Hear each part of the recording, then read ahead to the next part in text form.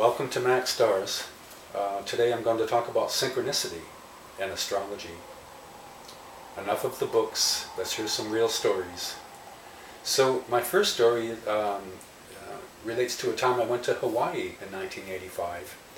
And I put an ad in the paper, in the local paper, for readings. And the first 3 calls were from one gal named Sharon. Her birthday is September 27th, born in 1953.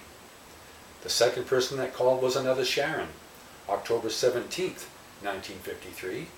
And the third person that called was Susanna, September 20th, 1953.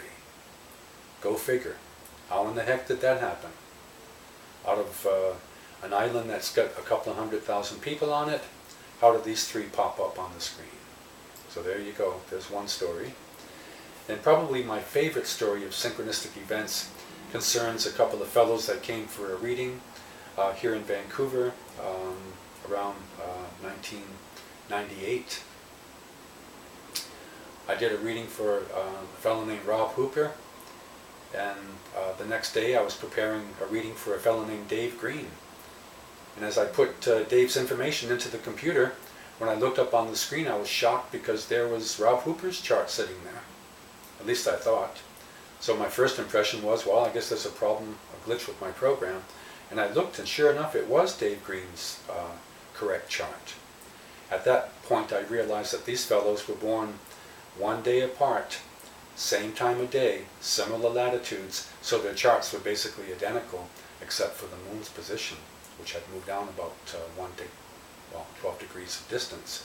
However, so I marveled at that. Out of the 2 million people in the lower mainland in British Columbia, 2 fellows born a day apart came for their readings a day apart. And as I said, I kind of marveled about that for a while. About 8 months later, I came home one afternoon and checked out my emails, and sure enough there was an email sitting there from Rob Hooper. He was saying that he wanted to come in for some readings for his kids, for his family. And I noted the time on the email was 2:14 p.m. And then I checked my phone messages, and sure enough, there's Dave Green. Hey Mac, want to get a hold of you and talk about readings for the kids.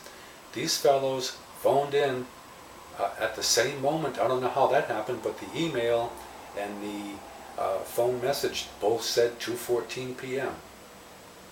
Again, out of 2 million people, these fellows, out of the blue, call me at the same moment on the same day, 8 months after their readings.